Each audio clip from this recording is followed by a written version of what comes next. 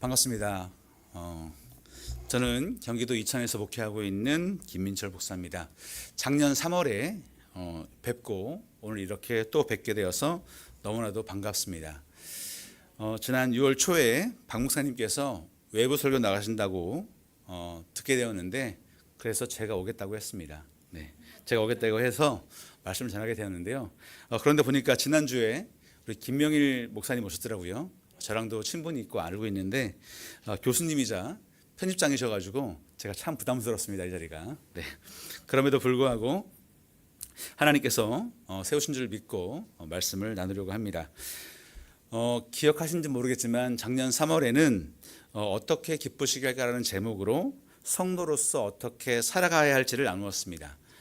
하나님은 우리가 무언가 거창한 것을 드린다고 기뻐하시는 것이 아니라, 다시 말해서 우리가 이룬 것으로 평가하시는 분이 아니라, 우리가 보냄받은 자리에서 주님과 동행하면서 한결같이 신실하게 하나님의 성품을 따라 살아가는 것이 하나님을 기쁘시게 하는 것이라고 말씀을 드렸습니다. 오늘의 말씀도 그 연장선상에 있습니다. 하나님의 성품을 따라 살아가는 것이 무엇인지를 룻기를 통해 살펴보려고 합니다. 오늘의 말씀이 하늘품문교회의 성도들에게 힘이 되고 격려가 되었으면 좋겠습니다. 설교 끝에 지금 드린 말씀, 왜 하늘품문교회 성도님들에게 오늘의 설교가 힘과 격려가 되는지를 아시게 될 것입니다. 관련해서 좀 부끄럽지만 제게 있었던 세 가지 이야기를 나누고 싶습니다. 최근 제가 겪었던 이야기인데요, 오늘 본문과 관련이 있어서 나누려고 합니다. 최근 저는 2번의 장례식에 다녀왔습니다. 6월 말에는 제가 엄니라고 부르는 분께서 돌아가셔서 다녀왔고, 또 한 번은 지난달 7월 19일 토요일과 20일 주일 새벽에 다녀왔습니다. 엄니는 2011년 제가 고흥에 개척했을 때 저희 앞집 사시던 할머니였습니다. 저희는 그곳에서 서로 의지하며 살았습니다. 저는 귀농 기독교 공동체를 만들기 위해서 고흥에 갔지만 함께했던 구성원들보다 더 가깝게 지냈습니다. 고흥에서 1년 반을 목회하고 불가피하게 그곳을 떠나야 했을 때 가장 힘들었던 것은 그것을 떠나야 한다는 사실보다 엄니와의 이별이 힘들었습니다. 떠나겠다고 결정을 하긴 했지만 그 사실을 엄니께 말씀드리지 못했고, 말씀드려야 하는 순간이 와서 힘들게 말씀드린 날부터 엄니를 만날 때마다 서로 눈물을 흘렸습니다. 하지만 인연은 끊어지지 않았습니다. 고흥을 떠나서도 매주 적어도 한 번씩은 전화를 드렸고 1년에 한두 차례씩은 꼭 찾아뵀습니다. 제 부모님을 모시고 찾아뵙기도 했습니다. 정말 제 어머니라고 생각하고 관계를 이어갔습니다. 하지만 올 2월에 엄니는 난소암을 진단받으셨고, 때는 늦어서 이미 복수가 많이 차 있는 상태여서 거동조차 힘들어지셨습니다. 엄니의 진짜 자녀들이 순천에 있는 요양병원에 모시고 나서야 제게도 그 사실을 알리셨는데, 그 소식을 듣고 얼마나 눈물을 흘렸는지 모릅니다. 그래서 엄니를 만나러 4차례를 이천에서 순천까지 오고 갔습니다. 아내와 둘이 가기도 했었고, 저희 아이들도 보여드리러 아이들 학교에 체험학습 신청서를 내면서 2번이나 함께 다녀왔습니다. 하지만 엄니는 병세가 악화되셨고 한 번도 뵙지 못한 채 지난 6월 29일에 돌아가셨습니다.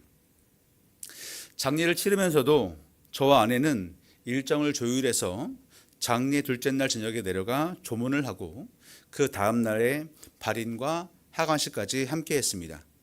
그때 엄니의 친자식들인 형님들, 그리고 누님의 배려로 막내 아들로서 엄니를 보내드릴 수가 있었습니다.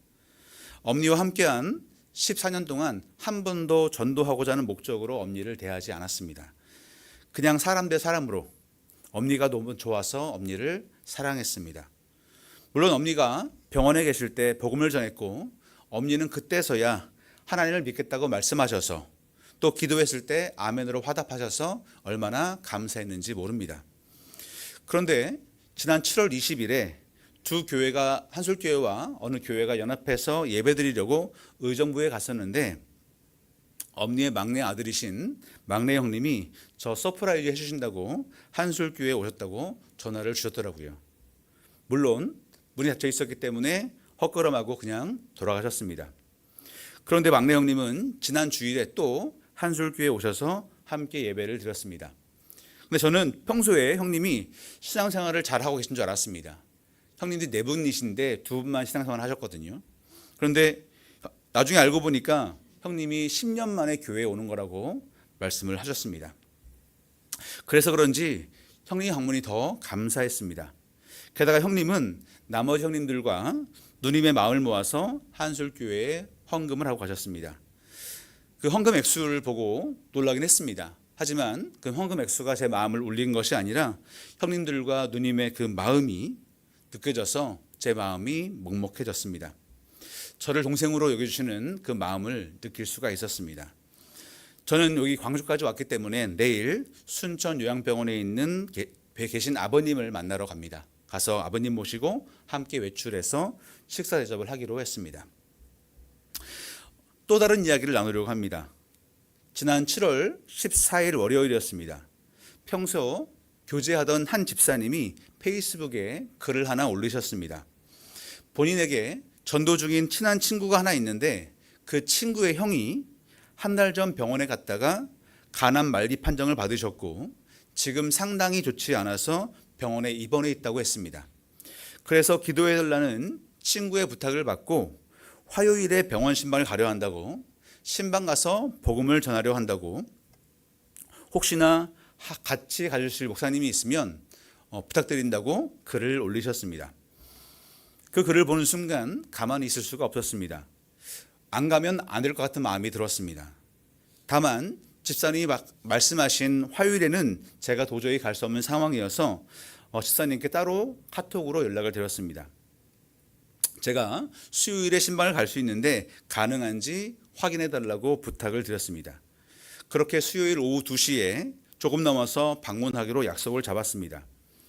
병원이 의정부에 있었기 때문에 늦지 않으려고 오전 일찍 이천에서 출발해 남양주에서 지인 누나와 함께 식사를 했고 시간에 맞춰 병원으로 향했습니다. 지하철역에서 그 동생분에게 전화를 냈고 어떻게 방문을 하는지 안내를 받았습니다. 저는 지하철역에서 병실에 있는 12층으로 올라갔습니다. 그 시간이 한 5분 걸린 것 같습니다. 12층에 도착해서 동생분에게 다시 전화를 했는데 전화가 안 되는 겁니다. 계속 통화 중이었습니다.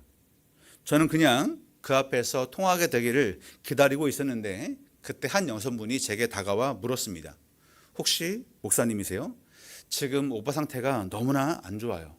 계속 피를 토하고 있어요. 라고 울먹이며 말씀하셨습니다. 그 후 그분을 따라 병실로 향했는데 남자 간호사가 그 형제를 처치하고 있었습니다. 그리고 옆에는 여성분이 어떤 투명한 컵 하나를 들고 있었는데 큰 컵이었습니다. 근데 그 큰 컵에 3분의 2가 붉은 피로 가득 차 있었습니다. 그 형제는 얼굴이 흑달이었고 눈동자는 노랗다 못해 노랬으며 복수는 불룩하게 차 있었습니다. 당시 그 형제의 나이는 44살이었습니다. 사실 그 형제를 만나러 가면 무슨 대화를 해야 할까, 어떻게 복음을 전해야 할까 등등을 고민하면서 준비해 갔는데 그 상황 앞에 무슨 말도 할 수가 없었습니다. 잠시 그 형제가 토요일을 멈추었을 때 형제의 머리에 손을 얹고 급박하게 기도만 할 뿐이었습니다. 정말 간절히 기도했습니다. 기도가 끝나니 형제는 그 힘겹게 아멘이라고 화답하더라고요. 신앙이 없는 청년이었습니다. 그럼에도 불구하고 전날 집사님의 복음을 듣고 하나님을 받아들였고 제 기도에 화답했던 것이었습니다.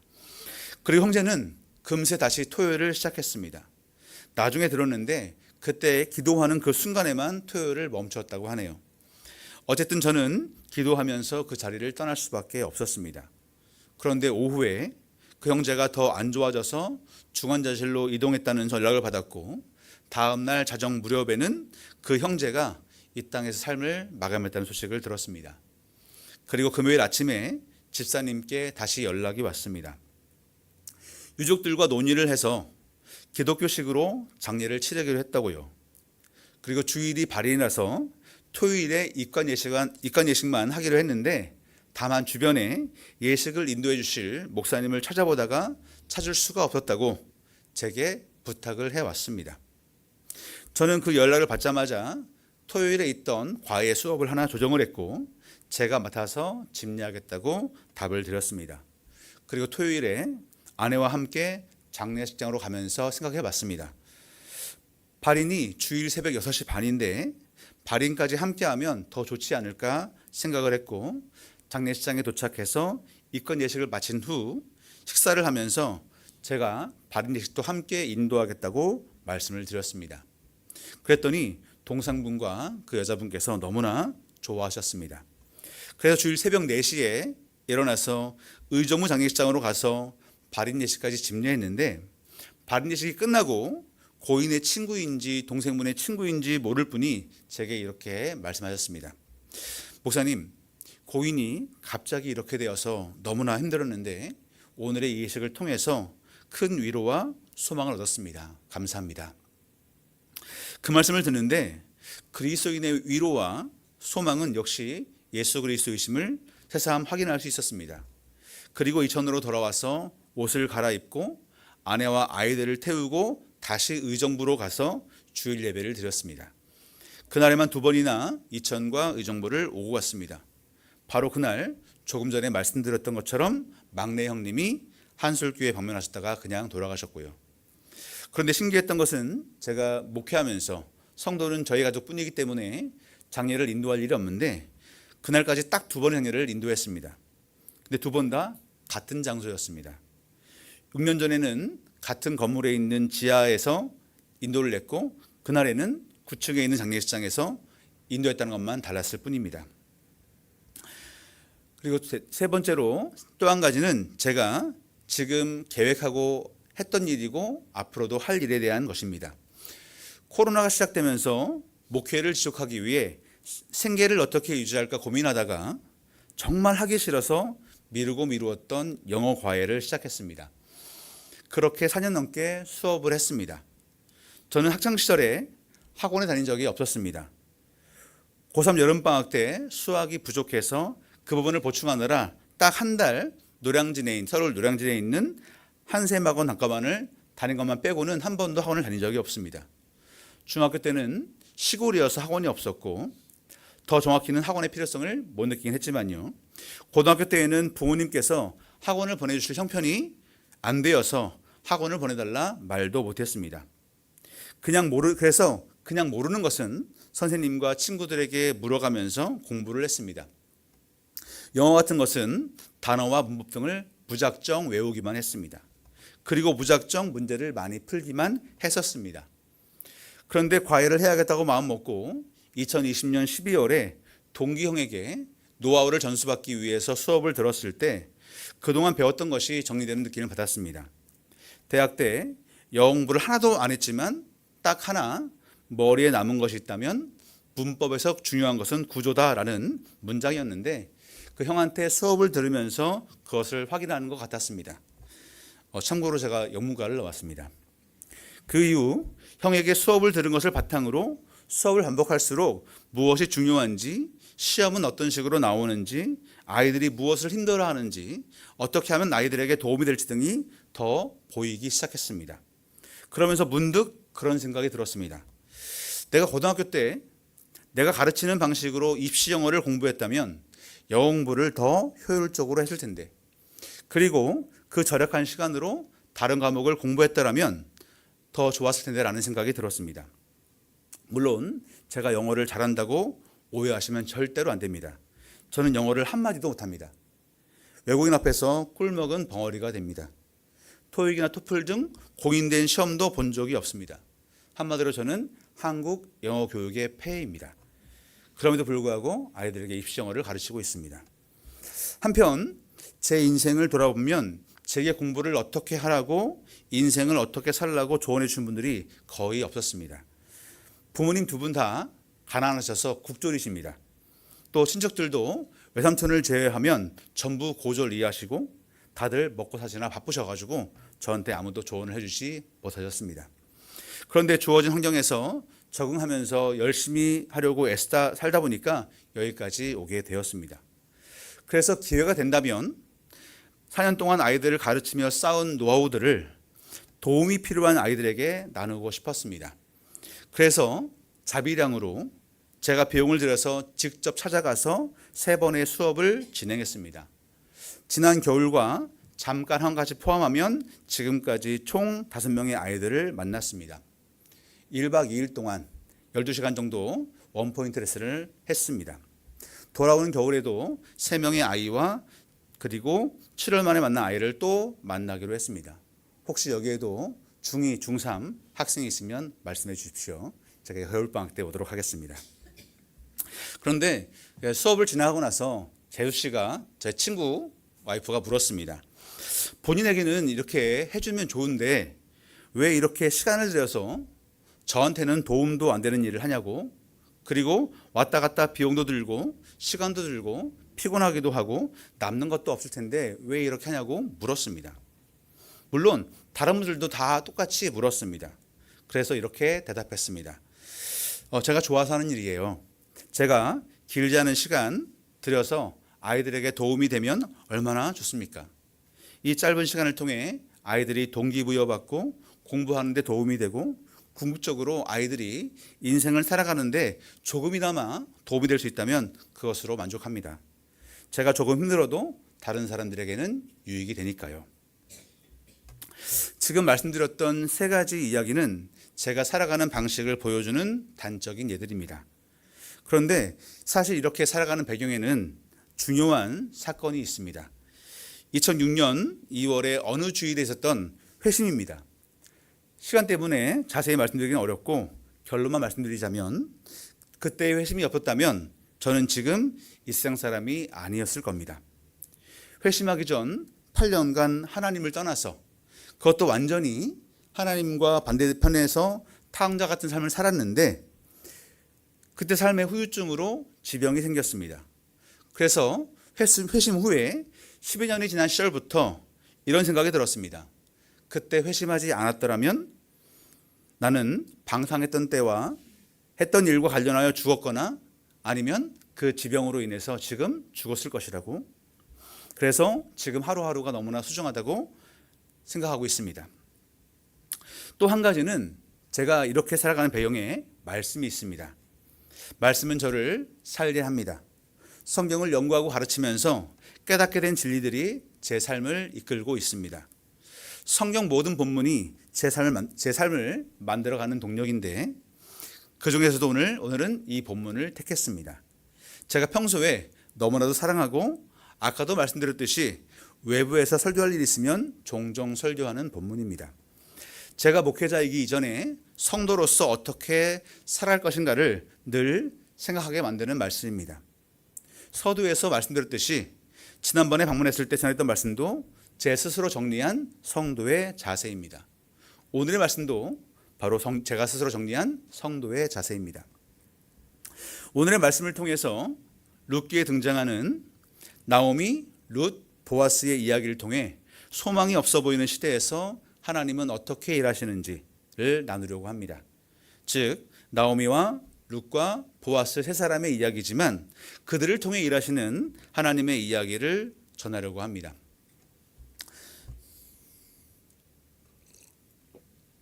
여러분 요즘 얼마나 힘들게 살고 계십니까? 경제 상황이 너무 안 좋습니다. 일단 물가가 너무 비쌉니다. 하늘 품은 교회에서 하늘 품은 창고 사역을 하시기에 더욱 분명하게 그 물가 인상을 느끼시고 계실 겁니다.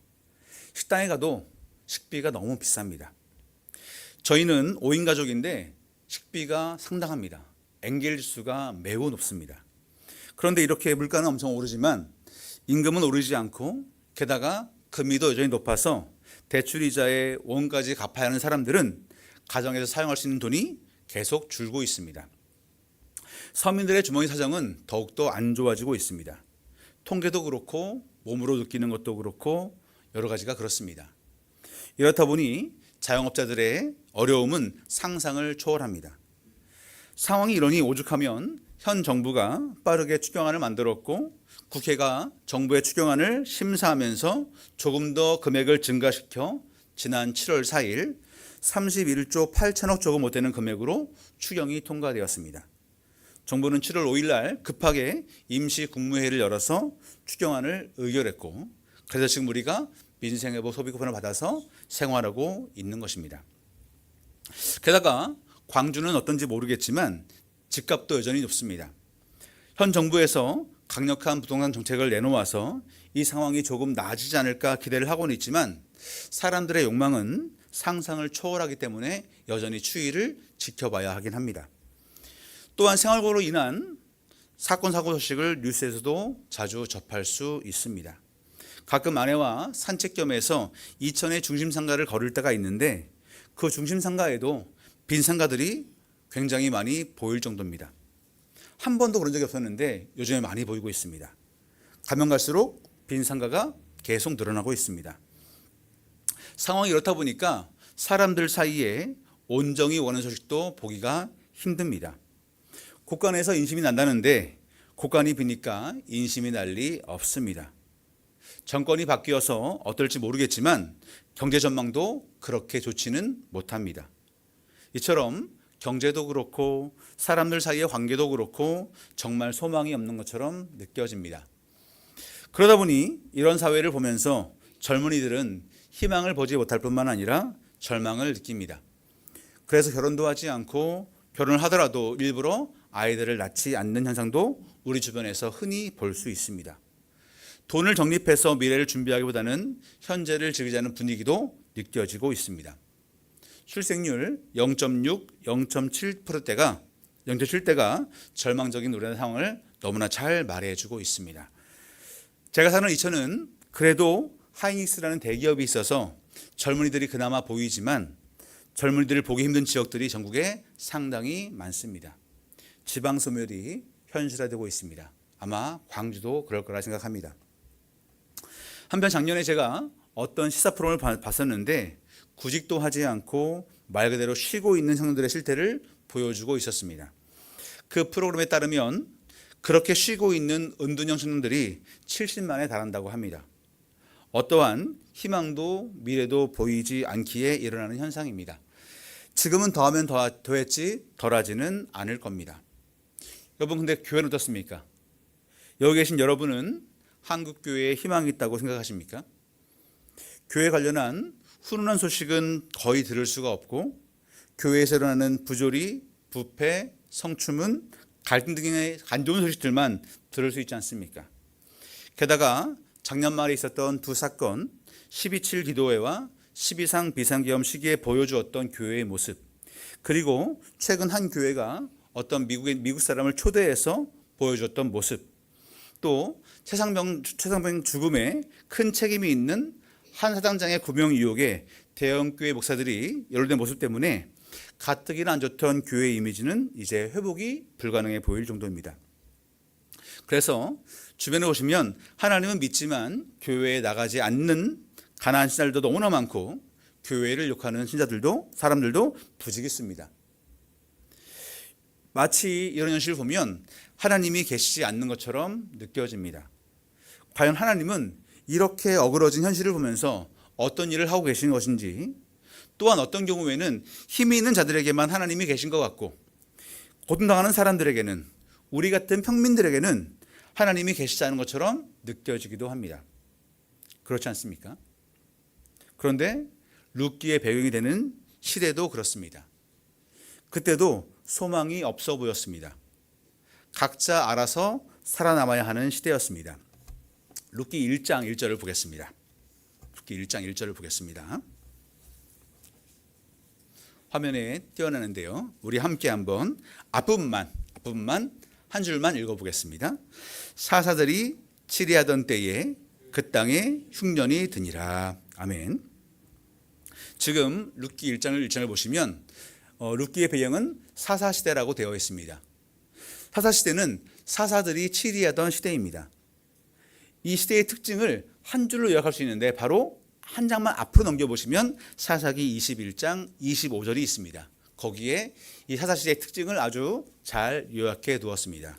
한 장만 넘겨서 사사기 21장 25절을 함께 살펴보겠습니다. 화면에 띄어 있습니다. 함께 읽겠습니다. 그때에 이스라엘의 왕이 없으므로 사람이 각기 자기의 소견에 옳은 대로 행하였더라. 아멘. 사사시대는 이스라엘의 왕이 없어서 각기 자기 소견에 옳은 대로 행하던 시대였습니다. 다시 말해서 자기 마음대로 살던 시대였습니다. 사사기 17장부터 21장까지를 보시면 사사시대가 어땠는지를 보여주는 사건들이 기록되어 있습니다. 그 사건들은 한 가정, 한 지파, 한 레위인, 그리고 이스라엘 전체가 어떻게 타락했는지를 우리에게 여실히 보여줍니다. 다시 말해 사사시대에는 한 개인부터 이스라엘 전체에 이르기까지 모든 것이 부패했습니다. 하나님의 말씀에서 멀어져 있었습니다. 이스라엘의 왕이 없어서 말씀드린 대로 각자의 소견에 살아가던 시대, 즉 각자 도생의 시대였습니다. 그 부분을 읽어보시면 돈과 힘이 그 시대를 지배하는 원리였습니다. 이스라엘은 돈과 힘이 지배하던 이웃 나라들과 다른 삶의 방식, 즉 하나님의 성품인 정의와 공평과 긍휼과 신실함을 따라 살아야 했는데 이스라엘은 그런 삶의 방식에서 멀어져서 이웃 나라와 동일하게 돈과 힘을 숭상하며 탐욕을 추구하며 살아갔습니다. 여러분, 자기 자신만의 행동이 먼저였기 때문에 이웃을 돌아보는 일은 만무했습니다. 자기가 우선이니 다른 사람은 눈에 들어올 리가 없었습니다. 그래서 하나님은 이스라엘을 징계하셨습니다. 아까 사사기 1장 1절에 나온 것처럼 하나님께서는 흉년으로 이스라엘을 징계하셨습니다. 그런데 당시 부유했던 엘리멜렉의 가족이 모압으로 도망갑니다.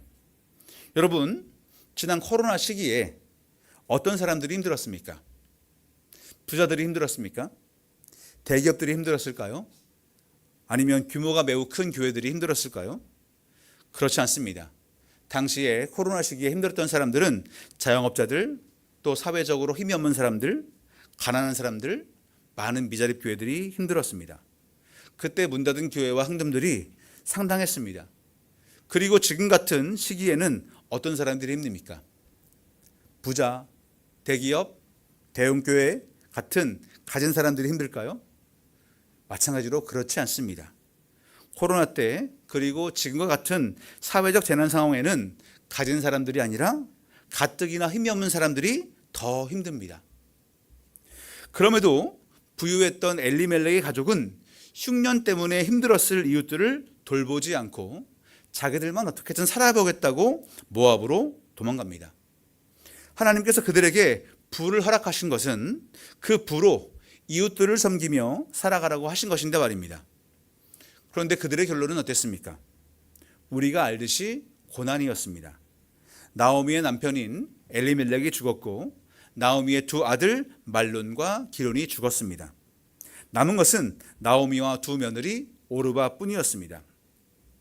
당시 사회에서 과부들만 남아있다는 것은 상상을 초월하는 고통을 의미했습니다. 그 이후에 여러분이 잘 아시는 이야기가 전개됩니다. 나오미는 하나님께서 자기 백성을 돌보셔서 흉년이 끝나게 하시고 양식을 주셨다는 소식을 듣게 됩니다. 그래서 고향 베들레헴으로 돌아가려고 마음을 먹습니다. 아무리 힘들어도 고향이 낫겠다고 생각했을 것입니다. 그런데 그때 놀랍게도 나오미는 두 며느리에게 친정으로 돌아가 새 삶을 살라고 권면을 합니다. 처음에 두 며느리는 나오미와 함께 가겠다고 했지만 나오미가 간 건 앞에 오르바는 결국 친정으로 돌아갔습니다.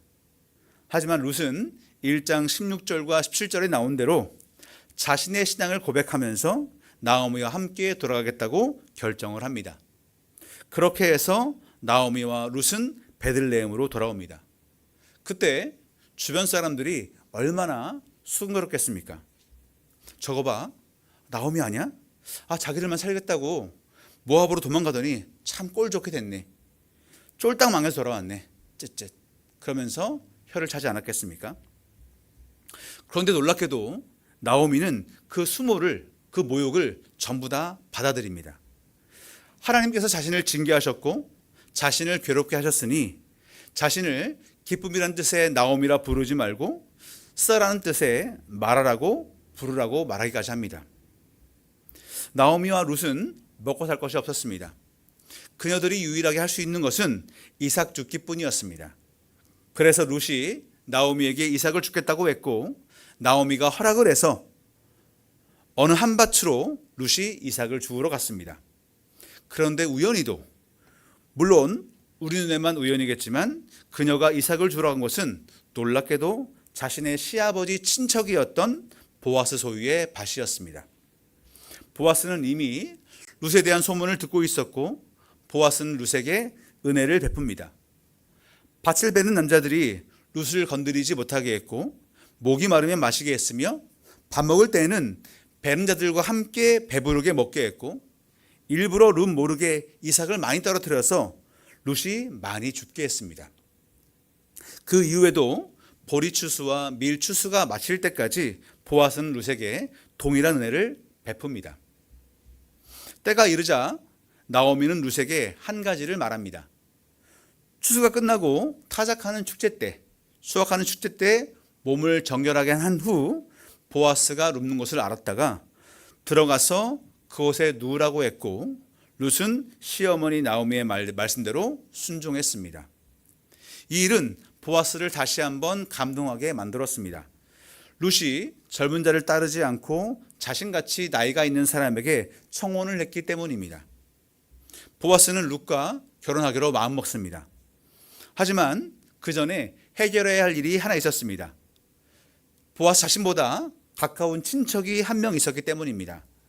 율법에 따르면 형제에게 재산과 관련한 어려움이 발생했을 때 가까운 친척이 그 문제를 해결해 줘야 했는데 보아스보다 더 가까운 친척이 있었고 보아스보다 가까운 그 친척이 그 나오미 가족의 문제를 해결해 주어야 했습니다. 그래서 보아스는 절차를 밟아서 그에게 그 문제를 해결할 의사가 없음을 공식적으로 확인했고 자신이 그 문제를 해결하기로 했습니다. 보아스는 그렇게 엘리멜렉의 재산을 회복시켜 주었고 룻과 결혼함으로 엘리멜렉의 가문을 이어지게 했습니다. 그렇게 하나님께서 룻에게 임신하게 하심으로 오벳이라는 아들을 낳게 하셨습니다. 그리고 이 일은 나오미를 회복시키는 일이기도 했습니다.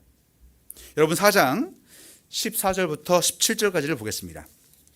룻기 4장 14절부터 17절까지를 보겠습니다. 우리 한 절씩 읽겠습니다. 제가 한 절 읽고 여러분 한 절 읽고요. 여인들이 나오미에게 이르되 찬송할지로다 여호와께서 오늘 내게 기업 물을 자가 없게 하지 아니하셨도다. 이 아이의 이름이 이스라엘 중에 유명하게 되기를 원하노라.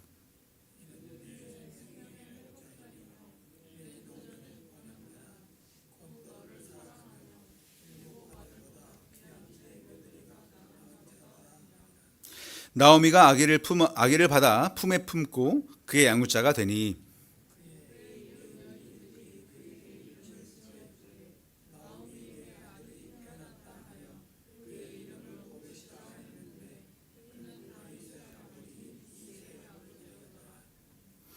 여러분 보시면 이렇게 오벳이 태어남으로 인해서 말하였던 인생이 썼던 나오미가 회복되었습니다. 쫄딱 망했었지만 하나님의 은혜를 인식하고 하나님께 나와왔을 때 그녀는 회복되었습니다. 그런데 더욱 놀라운 사실이 있습니다. 이 오벳은 다윗의 할아버지였습니다. 17절에도 22절에도 그 사실이 나와 있습니다. 그리고 이 다윗의 후손으로 예수 그리스도께서 오셨습니다. 예수 그리스도의 죽음과 부활 덕분에 우리는 죄로부터 자유하게 되었고 하나님의 자녀가 되었으며 하나님께 의롭다함을 얻게 되었습니다. 또한 그로 말미암아 우리는 부활이라는 소망을 갖게 되었습니다. 여러분 혹시 나비 효과라는 말을 들어보셨습니까? 나비의 작은 날갯짓이 날씨 변화를 일으키듯이 미세한 변화나 작은 사건이 추후 예상하지 못한 엄청난 결과로 이어진다는 현상을 말해주는 용어입니다. 바로 오늘 룻기의 내용이 나비 효과 현상을 잘 보여주고 있습니다. 나오미가 두 며느리에게 베푼 작은 선이 다윗의 탄생, 더 나아가 예수 그리스도의 탄생으로 이어져 지금 우리에게까지 놀라운 영향을 주고 있습니다. 그렇다면 여러분, 나오미는 어떻게 해서 두 며느리에게 은혜를 베풀게 되었겠습니까? 자신을 떠나 친정으로 돌아가 새 삶을 살라고 말할 수 있었을까요? 흉년이 들었을 때 자기만 살겠다고 고향을 떠나 모압으로 도망갔던 그 나오미가 어떻게 그렇게 변화되었을까요? 1장 13절과 21절을 보겠습니다. 룻기 1장 13절과 21절을 함께 보겠습니다. 룻기 13장 뒤에 보겠습니다. 뒤편 보겠습니다. 제가 읽어드리겠습니다. 여호와의 손이 나를 치셨으므로 나는 너희로 말미암아 더욱 마음이 아프도다 말합니다. 지금 나오미는 여호와의 손이 자기를 쳤다고 지금 인식하고 있습니다. 21절 보겠습니다. 21절은 우리 함께 한 목소리를 읽어보겠습니다. 내가 풍족하게 나갔더니 여호와께서 내게 비어 돌아오게 하셨느니라. 여호와께서 나를 징벌하셨고 전능자가 나를 괴롭게 하셨거늘 너희가 어찌 나를 나오미라 부르느냐 하니라. 이처럼 나오미는 고난 속에서 힘든 가운데 자신의 잘못과 악함을 직면하게 되었고 그와 더불어 자기 민족 이스라엘의 악함도 발견했을 것입니다. 하지만 그러한 자기 민족에게도 하나님께서 은혜를 베푸셔서 다시 양식을 주신 것을 보고 자신에게도 하나님의 은혜가 필요했음을 깨닫게 되었을 것입니다. 그래서 나오미는 고향으로 돌아가겠다고 마음을 먹었던 것입니다.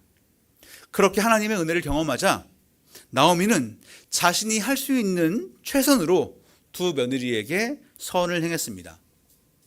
물론 두 며느리를 떠나보내는 것이 나오미의 입장에서 쉬운 결정은 아니었습니다. 아무리 고향이라지만 당시에 여자 혼자 몸으로, 그것도 나이 든 여자 혼자 몸으로 살아간다는 것이 쉽지 않았기 때문에 며느리들을 동반해서 함께 살아가는 것이 그에게는 훨씬 도움되는 일이었을 겁니다. 그럼에도 불구하고 나오미는 자신이 누리게 될 이익을 포기하면서까지 자신의 손해를 각오하면서까지 며느리들에게 선을 베풉니다. 자신이 할 수 있는 선에서 최선으로 선을 베풉니다. 하나님의 헤세드를 경험하자 역지사지의 마음으로 오르바와 룻의 입장을 생각했습니다. 자신에게 도움이 되는 길이 아니라 오르바와 룻에게 도움이 되는 길이 무엇일지 생각했습니다. 자신보다 상대방의 마음을 먼저 헤아렸습니다. 하나님의 은혜를 깨달았기 때문에 가능한 일이었습니다. 그래서 그렇게 며느리들에게 고향으로 돌아가라고 제안할 수 있었습니다. 그런데 그런 나오미의 모습을 보면서 룻도 나오미에게 할 수 있는 최선으로 선을 베풉니다. 룻에게 나오미의 고향으로 간다는 것은 자신이 외국인 노동자가 되는 것을 의미했습니다. 여러분, 우리나라에서 외국인 노동자들, 특히 선진국이 아니라 동남아에서 온 외국인 노동자를 우리가 어떤 시선으로 바라보고 있습니까? 말씀드리지 않아도 여러분 아주 잘 아실 것입니다. 당시 이스라엘은 모압 사람과 암몬 사람 같은 이방인들을 그렇게 바라봤습니다. 심지어 그들을 벌레처럼 취급했습니다. 그럼에도 불구하고 룻은 친정으로 돌아가는 편한 길을 포기한 채 나오미와 함께하기로 선택합니다. 왜냐하면 나오미를 통해 하나님이 어떤 분이신지를 깨달아 알게 됐을 것이고 그 하나님의 성품을 따라 자신이 어머니에게 선을 베풀겠다고 마음먹은 것입니다. 1장 16절의 말씀처럼 어머니의 하나님이 나의 하나님이라는 룻의 고백을 통해 우리는 그것을 확인할 수 있습니다. 이처럼 룻도 자신의 이익을 먼저 생각하지 않고 시어머니의 입장에 서서 시어머니에게 도움이 되는 길이 무엇일지 생각했습니다. 룻도 나오미처럼 상대방의 마음을 먼저 헤아렸습니다. 그래서 룻은 나오미와 함께하겠다고 말할 수 있었습니다. 이러한 소식을 들은 보아스도 룻에게 자신이 할 수 있는 최선으로 은혜를 베풉니다. 우연히 자신의 밭에 온 룻을 남자들로부터 보호해주고 룻과 나오미가 생활할 수 있을 만큼 충분히 이삭을 줍게 합니다. 사실 보아스에게는 그렇게 할 이유가 전혀 없는데도 불구하고 룻에게 선대합니다. 심지어 보아스는 본인이 그들을 도우면서도 본인이 그들을 돕는다는 사실을 모르게 했습니다. 보아스도 하나님의 은혜를 아는 사람이었기 때문에 본인의 이익이 아니라 도움받는 나오미와 룻의 처지를 먼저 헤아렸기 때문입니다. 이처럼 자신보다 상대방의 마음을 먼저 헤아리는 나오미와 룻과 보아스의 행동과 마음이 얼마나 아름답습니까? 그렇게 나오미가 두 며느리에게 베푼 선, 그리고 룻이 나오미에게 베푼 그 선, 보아스가 룻에게 베푼 선이 맞물려서 결국 나오미 한 사람이 회복되었습니다. 사실 잘 생각해 보면 나오미도 그렇고 룻도 그렇고 보아스도 그렇고 굳이 상대방의 마음을 헤아리면서까지 선을 행하지 않아도 됐습니다. 나오미가 며느리들에게 친정으로 돌아가라고 말하지 않고 그냥 자신의 고향으로 데려가도 뭐라 할 사람이 없었고, 룻이 시어머니의 제안에 따라 오르바처럼 친정으로 돌아가서도 뭐라 할 사람이 없었으며, 또 보아스가 룻을 보호하지 않았어도 아무도 뭐라 하지 않았을 것입니다. 왜냐하면 주변 사람들은 의례껏 그렇게 살고 있었기 때문입니다. 그럼에도 나오미와 룻과 보아스는 굳이 하지 않아도 되는 선을 상대방에게 베풀었고, 그 행동을 통해 한 사람이 회복되고 더 나아가서 모든 인류가 회복되는 놀라운 역사가 일어났습니다. 그런데 여러분, 이들이 베푼 선 그리고 은혜는 바로 하나님의 성품인 헤세드입니다. 1장 8절에 선대라는 단어가 나와 있고, 2장 20절에는 은혜라는 단어가 나와 있고, 3장 10절에는 인애라는 단어가 나와 있는데, 바로 그 단어들이 히브리어로 헤세드입니다. 하나님의 성품 중 하나인 헤세드는 적극적이고 이타적이며 희생적으로 돌보는 사랑을 말합니다. 약한 자가 어려움에 빠졌을 때 강한 자가 그럴 의무가 없음에도 불구하고 약자들에게 보여주는 충성과 사랑을 말합니다. 내 이웃을 내 몸과 같이 사랑하라는 말씀에 담긴 그 사랑입니다. 하나님께서 당신의 아들 예수 그리스도를 희생시키시면서까지 우리를 사랑하셨던 바로 그 사랑이 헤세드입니다. 이 헤세드는 우리의 타락한 본성, 이기적인 우리의 타락한 본성을 완전히 거스르는 삶의 방식입니다. 인간은 아담이 타락한 이후에 자기 중심성이 강한 이기적인 존재인데, 헤세드는 그러한 본성을 완전히 거스릅니다. 그래서 나오미와 룻과 보아스가 그러한 하나님의 헤세드를 경험하고 본인들도 상대방에게 헤세드를 베풀 수 있었던 것입니다. 여기서 한 걸음 좀 더 들어가서 우리가 이제 룻의 시대에 산다고 상상해 보십시오. 나오미와 룻과 보아스의 입장에서 생각해 보시면 좋겠습니다. 여러분, 이 나오미와 룻과 보아스가 상대방에게 최선을 다해 선을 베풀 때, 상대방의 마음을 헤아릴 때 이렇게 성경 안에 기록될 줄 알고 헤세드를 베풀었겠습니까? 즉, 다윗이 태어나고 예수 그리스도가 태어나실 줄 알고 그들이 선을 베풀었겠습니까? 자신의 선한 행동이 어떤 결과를 낳을 줄 예상하고 선을 베풀었겠습니까? 자신이 베푼 선을 누군가 알아줄 줄 알고 그들이 선을 베풀었겠습니까? 참고로 베들레헴은 작은 시골에 불과했습니다. 당연히 아닐 겁니다. 그들은 어떤 결과를 생각하지 않고 지금 주어진 삶의 자리에서 하나님의 성품을 따라 선을 베풀었을 뿐입니다.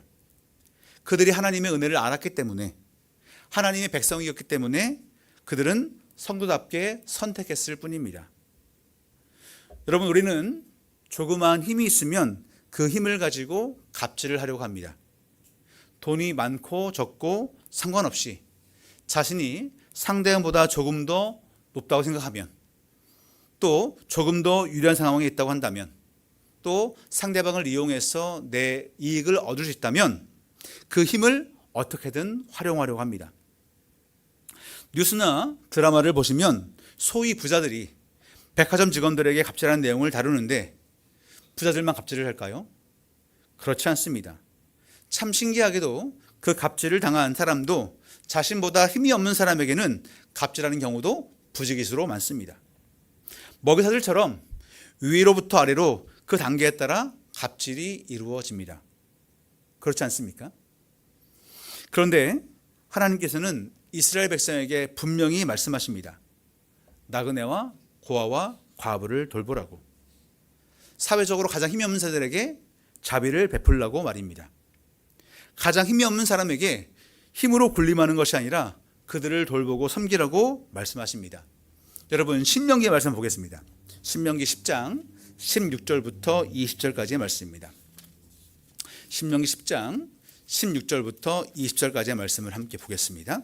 제가 한 절 읽고 여러분이 한 절 읽고 마지막 절은 함께 읽도록 하겠습니다. 그러므로 너희는 마음에 할례를 행하고 다시는 목을 곧게 하지 말라.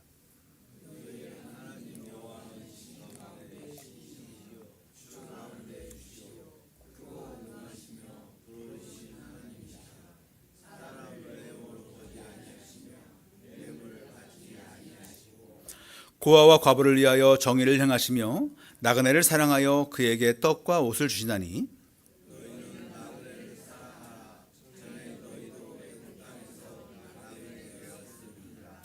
함께 읽겠습니다. 내 하나님 여호와를 경외하여 그를 섬기며 그에게 의지하고 그의 이름으로 맹세하라. 여러분, 지금 말씀을 보시면 하나님은 분명히 당신의 성품에 따라 나그네와 고아와 과부를 돌보라고 말씀하십니다.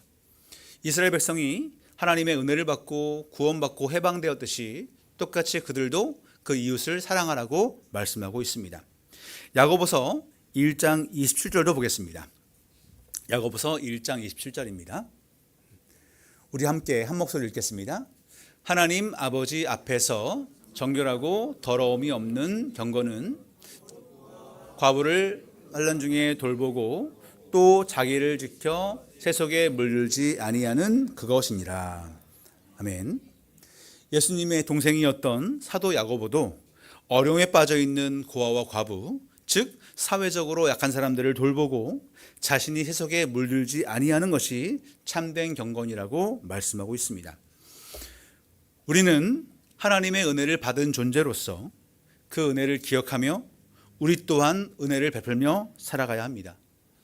무엇을 기대해서가 아니라 우리가 하나님의 은혜를 받은 존재이기 때문에 그렇게 살아가야 합니다. 그렇게 살아서 성도가 아니라 성도이기 때문에 그렇게 살아가야 합니다. 만나는 사람에게 헤세드를 베푸는 삶, 진실되게 살아가는 삶, 우리의 이러한 삶의 모습을 누군가는 보고 있습니다. 나오미도 손해보는 선택을 했고 룻도 손해보는 선택을 했으며 보아스도 손해보는 선택을 했습니다. 하지만 그 손해보는 삶의 방식이 우리의 타락한 본성을 완전히 거스르는 삶의 방식이 한 영혼을 바꿀 수 있고 역사를 바꿀 수 있습니다. 당장은 손해보는 것 같아도 그것이 한 영혼과 역사를 어떻게 바꿀 수 있을지 우리는 전혀 알 수 없습니다. 다만 우리는 하나님의 백성이기 때문에 하나님의 은혜를 이미 충분히 받은 존재들이기 때문에 그 은혜를 기억하며 선을 베풀며 살아갈 뿐입니다. 그런데 저는 이 하늘 품은 교회에서 마치 룻기에서 일어났던 일이 일어나고 있는 것처럼 보입니다. 내 옆에 있는 형제와 자매를 위해 희생하고 헌신하고 때로는 그 과정에서 지치기도 하고 절망하기도 하지만 그 일들을 통해 누군가는 소망을 얻고 회복되고 있지 않습니까? 그리고 그 현장을 보면서 저 같은 사람도 위로를 얻고 소망을 얻고 함께 동참하고 싶은 마음이 들고 그렇게 하나님의 헤세드가 주변으로 흘러가고 있지 않습니까? 참 놀라운 일입니다. 사실 현실적으로 계산적으로 생각하면 하지 못할, 아니 정확히는 하지 않을 일입니다. 누가 미쳤다고 이렇게 시간을 들이고 비용을 들이고 마음을 쓰겠습니까? 하지만 우리가 하나님의 은혜를 경험했기 때문에 할 수 있는 일 아니겠습니까? 그래서 저는 앞으로도 지금 이곳에 있는 우리가 저도 마찬가지로 주어진 삶의 자리에서 헤세드를 베풀며 살아갈 수 있기를 바랍니다. 아무도 알아주지 않을지라도 하나님께서 우리를 기억하고 계시니까 희생하고 헌신하며 살아갈 수 있기를 바랍니다. 물론 힘듭니다. 어렵습니다. 그래서 연합해야 되고 기도해야 합니다. 우리는 무언가를 얻기 위해서 선을 베푸는 것이 아니라 얻어지는 것이 없더라도 심지어 손해를 보더라도 우리는 하나님의 백성이기 때문에 선을 베풀며 살아가야 합니다. 우리가 성도이기 때문입니다. 여러분, 하나님은 이렇게 소망이 없어 보이는 현실에서, 하나님이 부재하시는 것 같아 보이는 현실에서 하나님께서는 헤세드의 삶을 살아가는 당신의 백성들을 통해 여전히 강력하게 일하고 계십니다. 여러분이 바로 그 주인공이고 그리고 앞으로도 그 주인공이 될 수 있습니다. 하나님은 그 역사의 현장에 우리 한 사람 한 사람을 부르셨습니다. 지금 이 자리가 바로 그 역사의 현장입니다. 그 부르심에 감사함으로 동참하시는 하늘 품은 교회 성도님들이 되시기를 주님의 이름으로 축원합니다. 우리 기도하겠습니다. 함께 합심해서 기도하겠습니다.